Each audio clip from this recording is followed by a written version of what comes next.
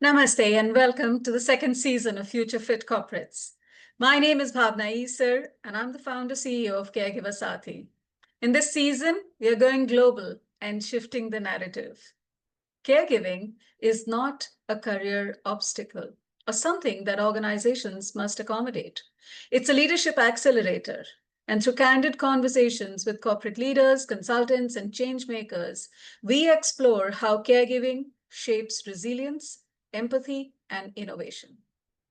Let's discover what it truly takes to build workplaces that don't just include caregivers, but recognize that caregiving experience is an asset.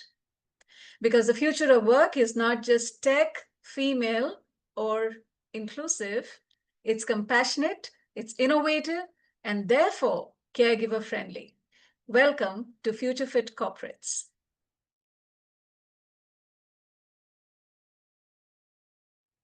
Greetings of the day. My name is Bhavana Issar, and I am here for another edition of Future Fit Corporates.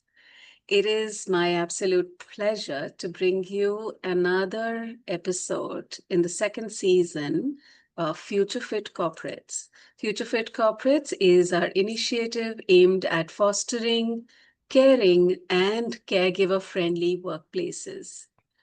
We also believe that the world is changing, the demographics of talent are changing, the needs of people are changing, and this requires leaders to be responsible to not just the organization, but their team members. This also means that we need to shape organizations and corporates that are future fit. Would this mean shaping a workplace that is caregiver friendly?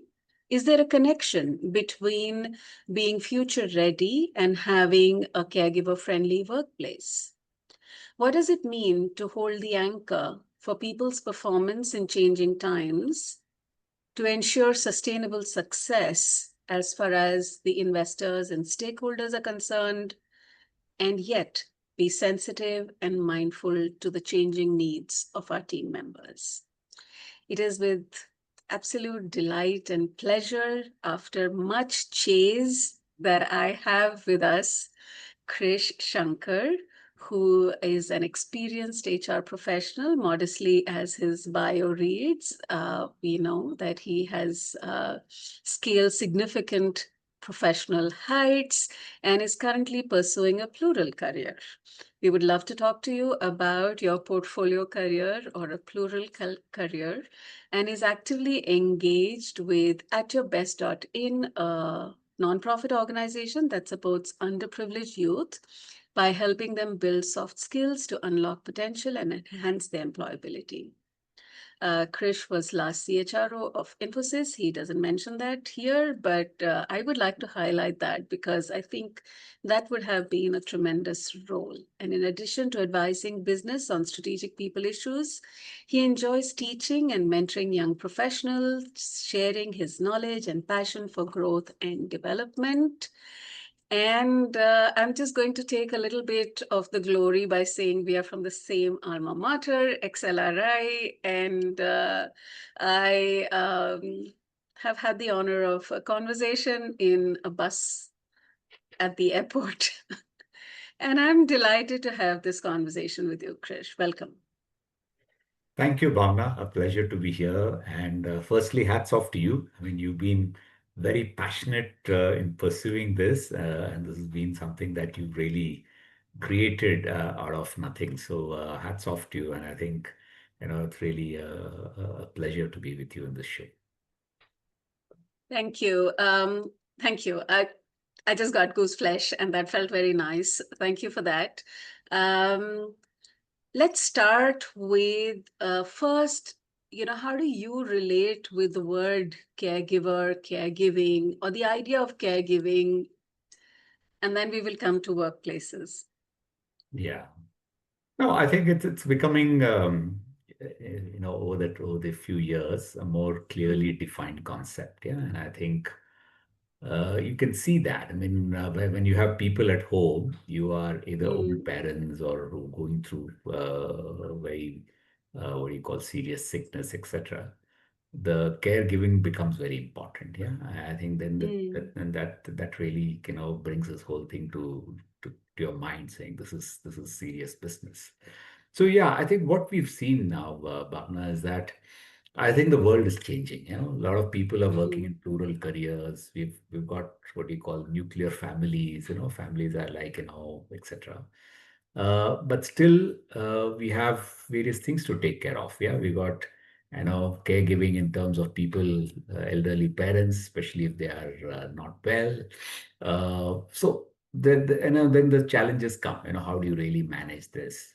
And we're seeing more and more of that. There are more illnesses that are there. People are living longer, but I think there are more illnesses that one has to do with. There are more issues that we're seeing in mental health and other things that are coming up. So I think there are challenges all across. So therefore, understanding caregiving, in terms of the whole spectrum, in terms of the logistics part of it, but also the psychological part of it, because this also puts a lot of strain on people. So that's those are the things that we got to really understand. So I think it's becoming very important, and for us to really understand and see how to really deal with it in an effective way is going to be very important. We had an interesting conversation, and I'm going to put the spotlight on that conversation and say that, because I have a blinkered vision and I have been up to my eyeballs in this issue, I obviously see the world through this lens a lot more. I would say that my ability to be a little objective about it is also gone. So it is very helpful to have conversations with someone like you who would push back and say, you know what, caregiving may have a limited scope in corporates or in business organizations. So I would like to put that in context and say, what do you think is the significance of leaders and business drivers understanding caregivers and caregiving at the workplace? No, I think, see, businesses understand. I think all of us have had situations where we've personally gone through situations where we had to be caregivers, or, something or the other has happened in our families. We've also seen situations where our employees have been through it, yeah, and your team members have been through it. I think I think what it calls for is a little bit of compassion, flexibility, helping them, saying, no, this is going to be tough. And we've seen many. I mean, there are people, for example, even I mean, caregiving could also be, helping out your children during exams. So therefore, there have been time where some of my people have said, listen, there are some exams. I'm going to take a week off, or I'm going to be with them, which is fine. So therefore, there have been various situations. Yeah. So uh, I think people, we've seen all of this. We know that, listen, this is all part and parcel of life, and therefore leaders have been compassionate. They give that flexibility. They manage things there. There are people who've seen their caregiving thing for a long time, and they've managed that, and they've kind of built the right ecosystem and support system around it, and shown that resilience to manage that extraordinary caregiving over time, and we've seen that, and so I think people know about it because this is human, this is personal. All of us have experienced it, and all of us have done that. And I think at the individual level, at the leader level, I think we all understand, and I think there is enough flexibility that everybody shows in managing this. I mean, that's what been my experience. I think I have. I mean, there could be other cases, but in Yes. general, I think people have been quite considerate and compassionate about it. And that's fine. I do not expect our conversation to. I mean, I expect it to be a challenge, and I don't expect it to be Otherwise, they would have been it would have been very easy for us to take the proposition of Caregiver Saathi to corporates. And if I were to say that, let's say there is an increasing population in the demographics, for example, at the India level, we find that up until a few years ago, we were saying that we are a young nation and we have youth and so on and so forth. What we are not looking at is the aging population. And there is a significant population that is aging as well. And not only do they have specific needs that we have hitherto not understood, but also that caring for 60 and 80 plus individuals is going to, in some way, impact the active working population that is going to be the source of talent for organizations, large organizations that are severely dependent on individuals who have the bandwidth to acquire skills easily, the changing technology environment, the environment that requires us to skill differently at a very, very frenetic pace. And our bandwidth is consumed by many, many things. So if you were to look into the future and advise an organization about shaping an attractive workplace, a culture that would be attractive for the youth of tomorrow, what kind of workplace would be your desirable workplace? Well, I think you've got to look at the life cycle of people, and the needs at different parts of our own life cycles. I think the youth of tomorrow, which comes into the workforce, Yeah. if you're Yeah. taking the age group of 20 to 30, I would say, I think for them, the environment needs to be a lot of learning. They want a lot of Yes. learning, they want a lot of challenge, they want great camaraderie, a culture where they can really support each other, work, etc. So that's a group that's really, I think, to attract them, I think that's what it is. Yeah. So as you move towards the higher age of your population, let's say Yes. the Yes. mid 40s, I think that's where they start worrying a little bit more about caregiving. Yeah. And the rest, I think that's the group which says, okay, now I've got to manage many things. I've got children, I've got parents, I've got to manage sickness in the family. How do I do that? And therefore, the larger proportion of that group starts to think about caregiving and therefore other things also in terms of their own career, how to go. So therefore, if you were to look at that persona of people who are in their midlife, then there are many things. Where's my career growing? Where's my career going? What new skills I want to learn? Sometimes many Yeah. people at that level also see that they're not they don't see a way ahead in terms of their growth.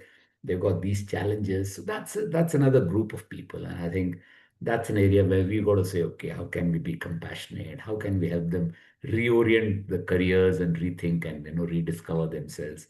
And how can we support them where they need caregiving support? Mm. Yeah, and I think that. So therefore, there are different personas across the company.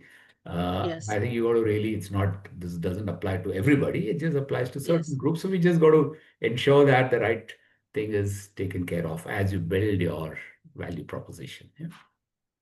Yeah. So a great point. So if you were designing your employee value proposition and you would say that there are different personas and there are different types of people, one of the issues, and increasingly now a challenging one, is how do we ensure that women are in decision-making positions more than ever before? Because it's good to have that life experience. It's good to have that alternate perspective.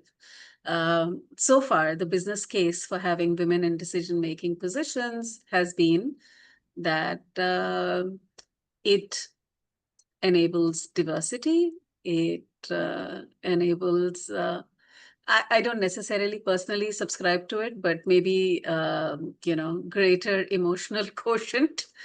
I think that's a misplaced expectation.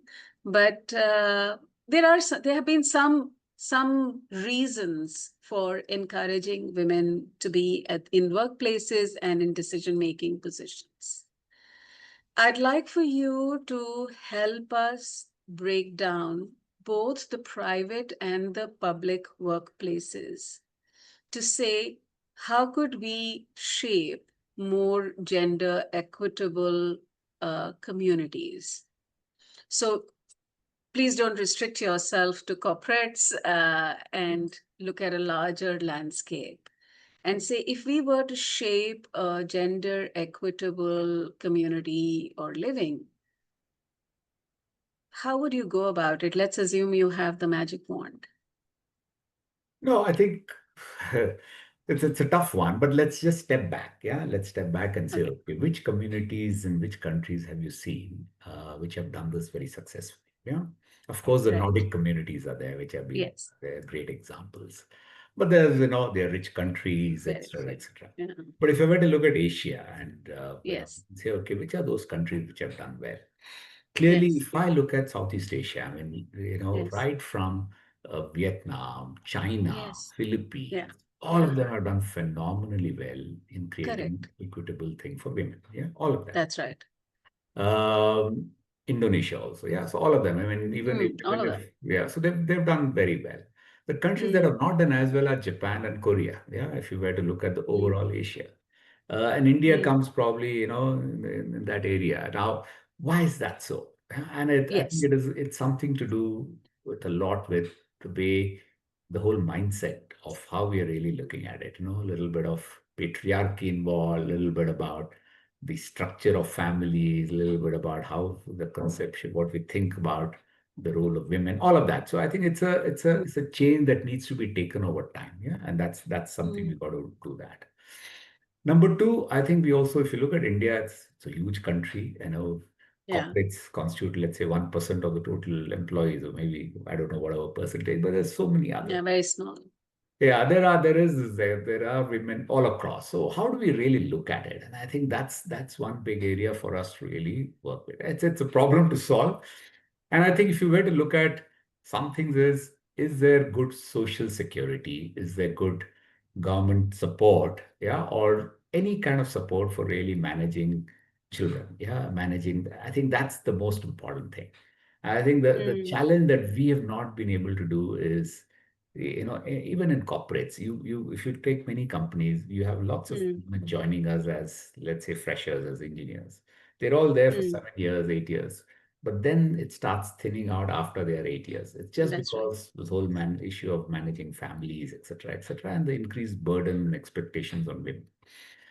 Now, they can come back and grow again. And I think some Mm, industries have done that very well. I've seen FMCG that's has true. done that very well. Banking has done that very well because, yes, you can take a break, you come and you can grow, and the industry is pretty good.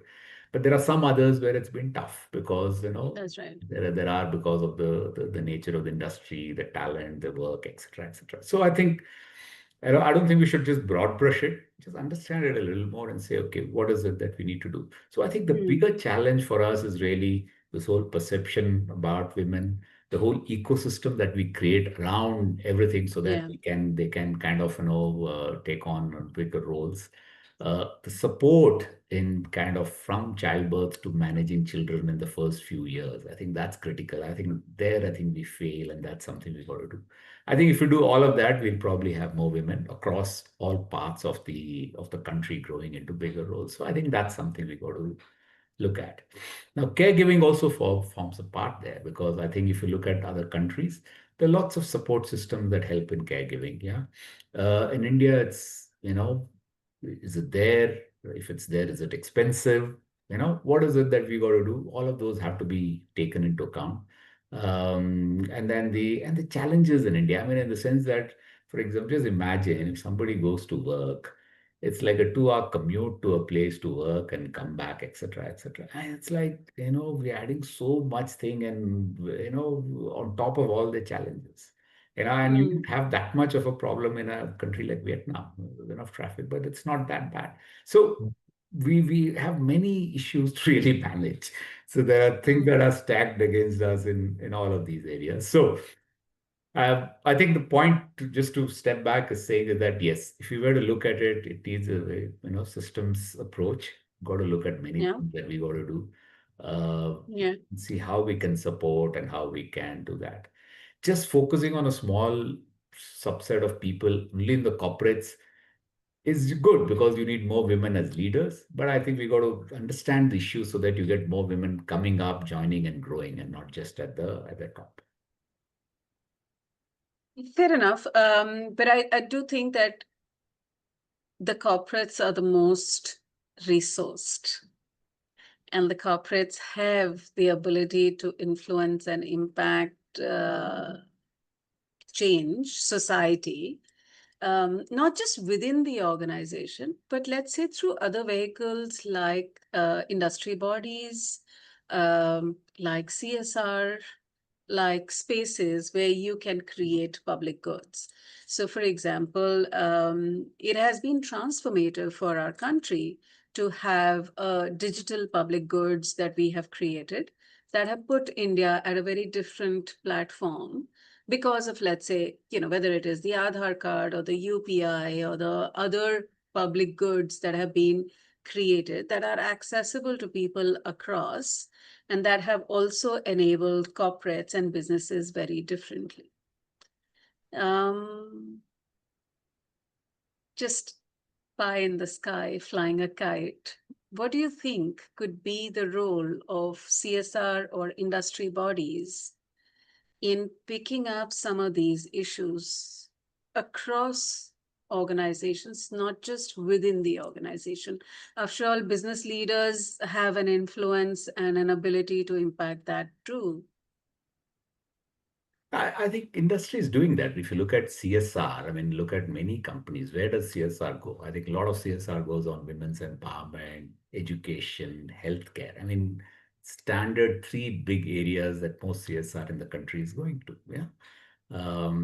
So I think they're doing a lot of that. I mean, whatever companies are doing, they are, but it's again, all the CSR is focused on let's say the underprivileged or rural or whatever it is. Yes, So I think if you were to look yes. at any CSR and just take the thing, the top three would be these three, Yeah. women's empowerment and livelihood, education, and healthcare. I think these are the three areas Mm, that yeah, generally CSR yeah. funds are being put into. So I think they're doing and they're talking about it. But I'm just saying the challenge that we have is quite big. Yeah. And I think we've got to say, Mm, what else can we do to really, and there are areas, I mean, things have moved a lot. I mean, if I were to really look at I mean, when I started work, 1984, women in leadership or women in joining companies to now, it's a sea change, it's yeah. a big change. So I think things are moving.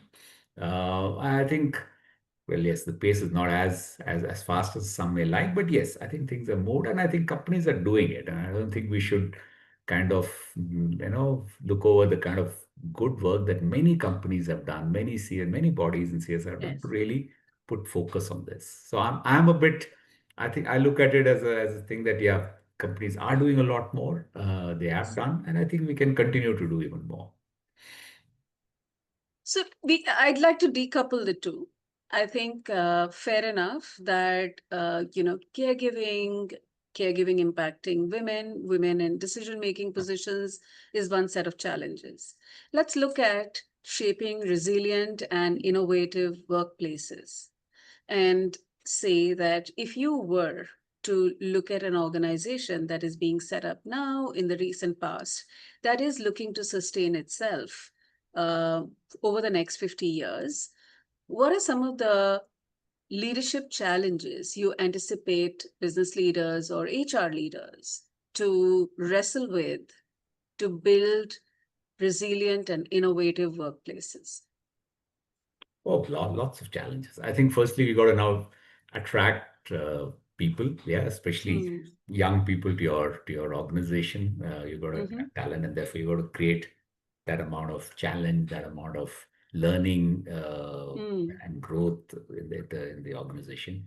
You got to build the right culture of continuous growth and learning. That's number That's right. one. Mm. I think there is this whole challenge of how do you use AI and the AI agents co-working along with humans and redesigning organizations around it, and so redesigning jobs around it is the other thing. And therefore, if you can do that well, I think you'll have more effective organization and more people working there. I think there are three or four other challenges that are there. I think if you look at mental health, that's another big growing challenge across India.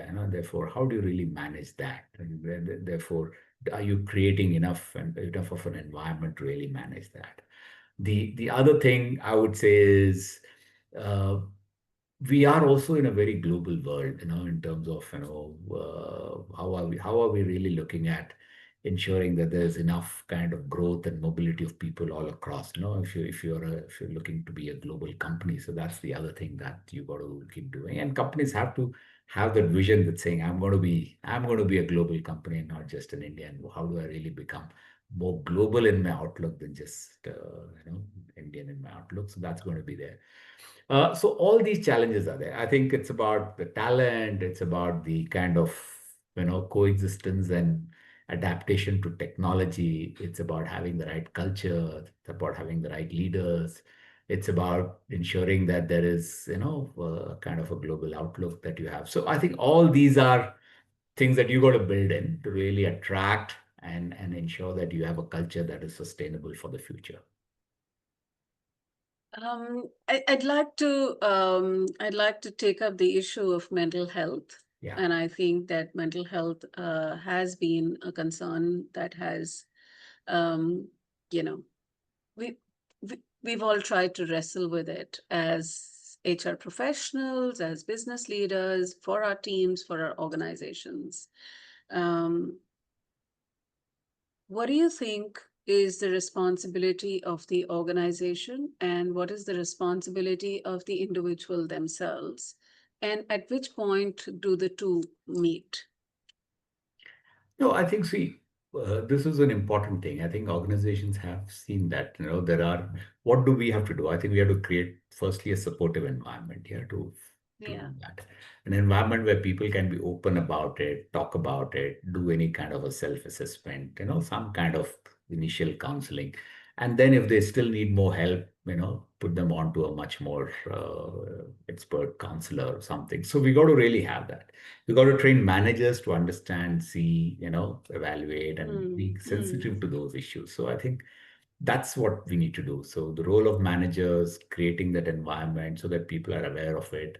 And there is this whole taboo is gone. So people know that this is a mm, kind of sickness that comes and how do I really work with it? And they're open and talk about it. So that's what organizations have done. Yeah. And they're doing and they've done that.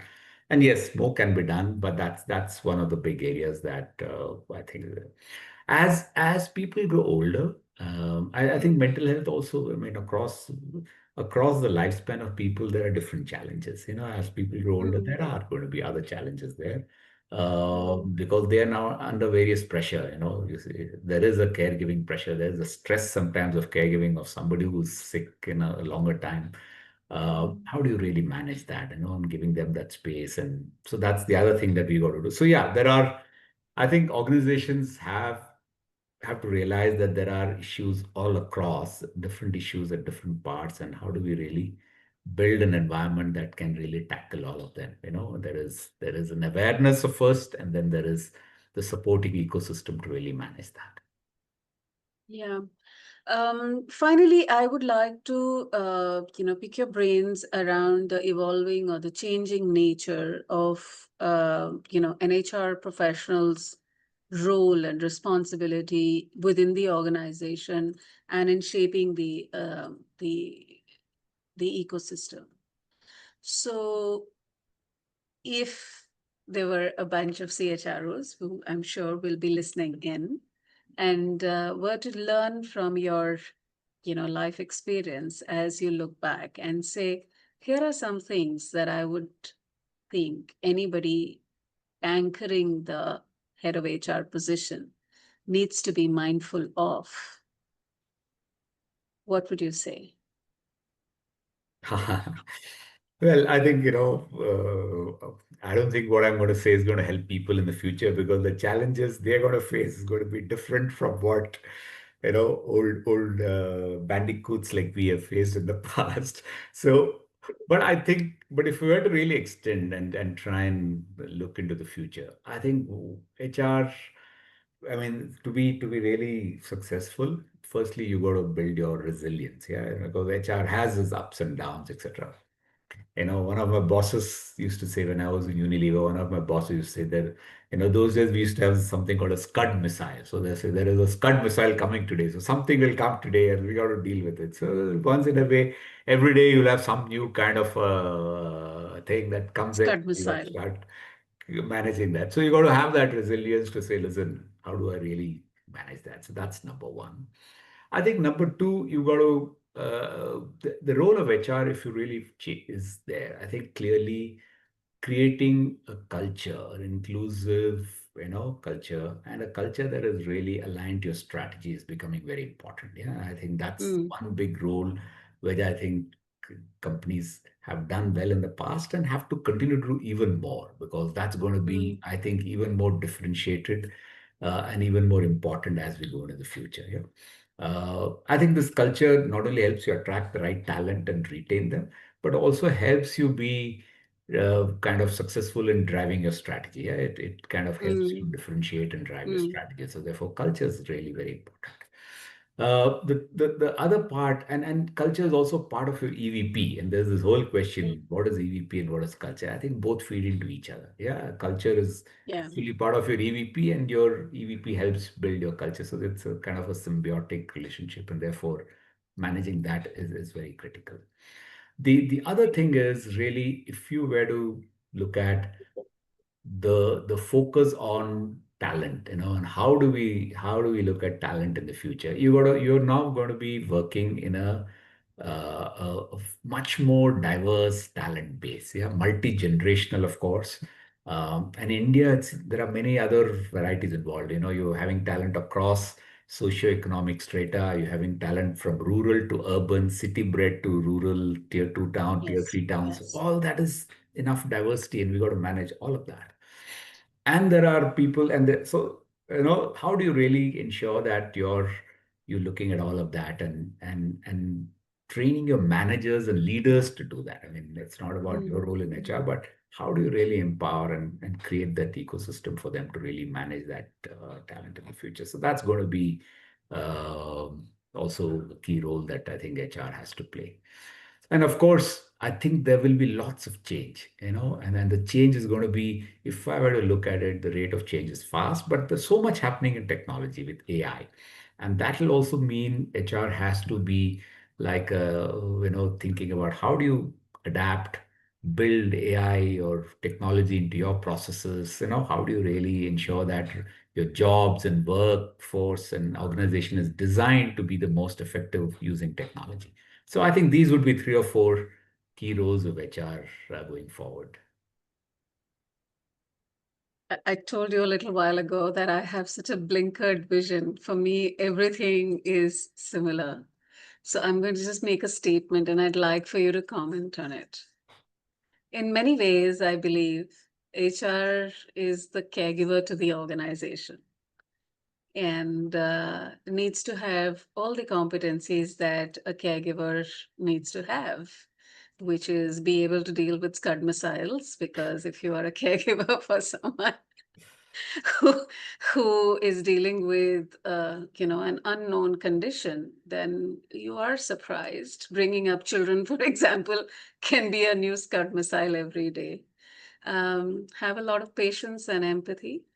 Uh, Also be able to multitask and manage things and responsibilities, be highly organized, uh, have an environment of healing and well-being.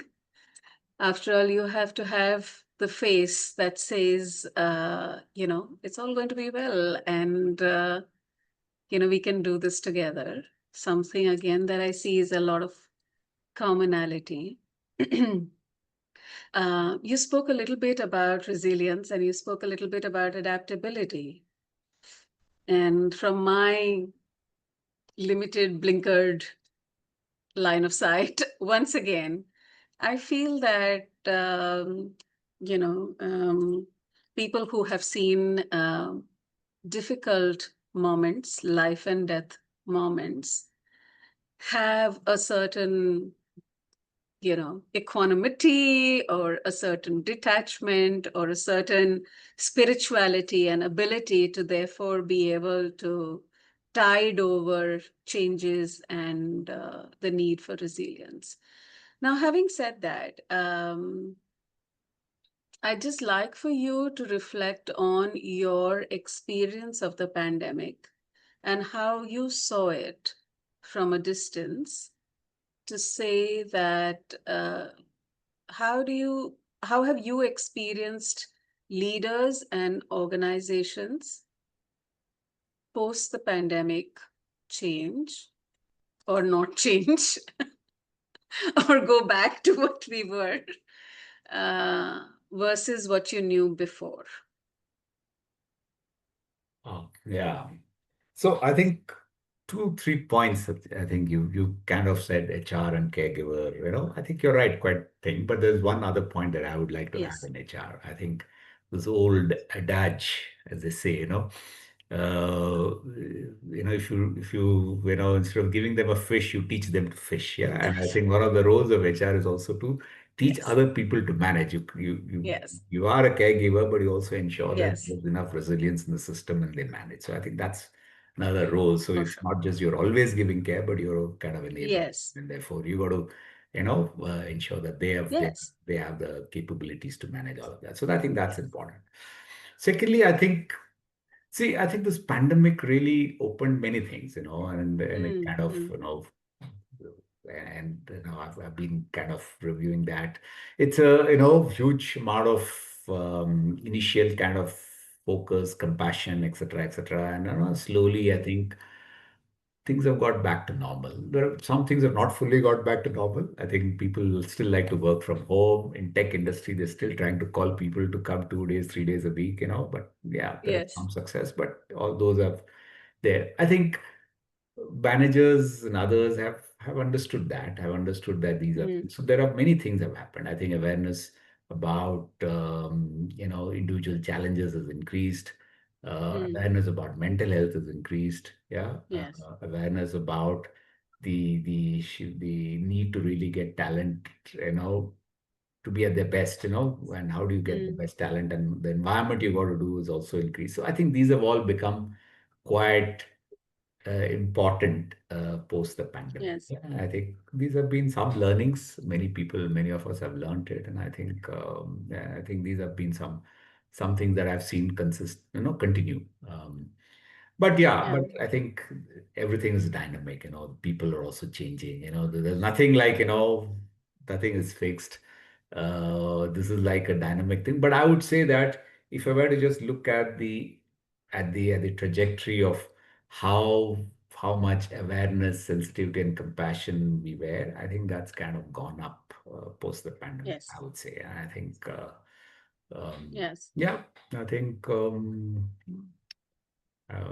I'm not sure if I can talk for every industry, but the ones that I have seen and I've been Mm, involved with, I can see that change. mm, mm. No, and I think it is important to have both the short term and the long term view, and take pride, not just solace, in the fact that we are shifting and we are changing it. And there are some things that take a while, and some of the social narratives do take a little while to shift.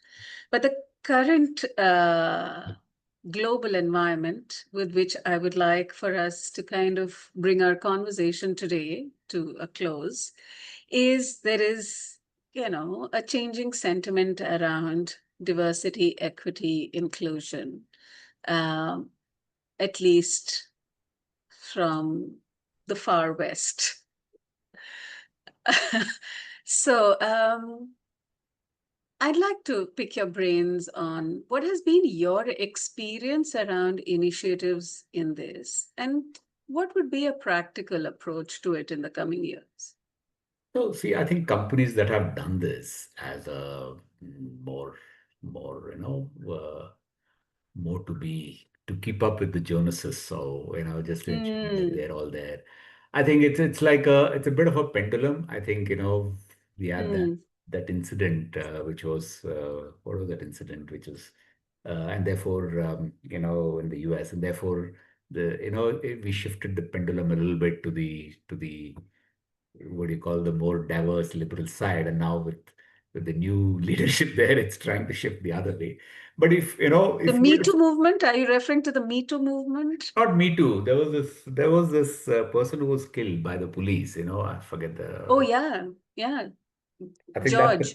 Uh, yeah, that was a time when I think there was a lot more focus about many things in terms of yeah, Floyd. yeah, Floyd, right, minority, everything, and therefore it kind of anyway. So if you were to really look at and say, okay, what does my business want? Yeah, what is Mm, fair for me and my business? What is needed? What does my society and think, and what is fair to do? I think companies, if they have very clear rights, they will continue. Yeah, and I think that's important. mm, I don't think we should force things, because one of the other things that I think has been led is force things in the US causes a kind of legal kind mm, of thing the other way, saying why do you want to force it, and therefore it fails the court of law. yeah, So I don't think we should yeah, force anything. We got to really yeah. ensure that this is done in a very proactive, in a more sustainable way. Yeah, you build Mm, capabilities, but you're very conscious that you got to really ensure that we need more diversity in your across the organization. Yeah, and we need more diversity. So I think I see, my personal experience, companies in India have not gone back. Companies of India have still looked at it. They're still yes, that's right. continuing to work on it. Yeah. And I Yes. think it's an area, but I would say that do it in a way which is natural, sustainable. It does not create Yeah, kind of a backlash. It does not create a thing which yeah, is just because you're doing it, just because you want to be showing some numbers to someone. I think that's where some companies have yeah. pulled back, because they have all these number targets and this, and they put unnatural targets, and they've kind of stepped back to it. I think your business case has to be there. Are you being fair to the thing? Are you losing talent? If you just look at all of that, you'll say, yes, I'm going to do something there, and therefore you will do it. Mm, mm, mm. No, I think going back to the basics and having a strategy aligned to, or culture aligned to the strategy, and an approach aligned to the culture and strategy seems like the wise words. Thank you very much. Uh, I'm I'm very grateful for your time and your insights, and thank you for your support. Anything you would like to say to bring our conversation to close this evening? No, thank you. I think, again, I must say that the idea that you started of this Caregiver Saathi is phenomenal. Yeah. And I don't think many people have seen this, but it's an important need. Yeah. And it's a need that many companies feel. Uh, you find that, I've seen in Bangalore, there are many healthcare supporting organizations Yeah. which are supporting healthcare for senior citizens, etc., etc. Yes. So I think that ecosystem of caregiving, which is healthcare and various other support, is something we've got to build. I think it's important that this is, I see over time this is going to be a very integral part of our ecosystem. Yeah, and this is how we've got to Mm. work. So I think we should the best, and I'm hopeful that this will really get more momentum, and there'll be much more corporates and much more individuals who really kind of ensure that this works for them. So Well, I'm happy to take your feedback and inputs on board, and I think that you may be right that there will be a time when this will become more aligned to business strategy and need, and therefore right for workplaces, and that timing has to be right. Until then, it has to be inspiration for someone who feels that here is an area that I want to impact because it is close to my heart and my purpose. And I'm going to request you to make an appeal to all the philanthropists and donors and large hearted people there, and CSR leaders, to think beyond workplaces and think about building public goods that shape the care economy, and not just in terms of education for girl children, but support systems for nuclear families and aging people that might not have families. I agree. I think it's a very important area for all of us to focus on. Thank you. Thank you very much. I loved having this conversation. Thank you, Have a Bhavana. very All good the best. evening. All the best. Thank you for watching this episode of Future Fit Corporates. If today's conversation resonated with you, don't let it end here. Join the Future Fit Corporates Club or the FFC Club. Explore our full dossier and discover powerful blogs from our past speakers. Let's move beyond inclusion as a buzzword. Let's make diverse experiences, especially experiences of caring for others, caregiving, a leadership strength. Together, we can truly build not just a caring world, but future fit workplaces. Until next time, take care and let's keep the conversation on.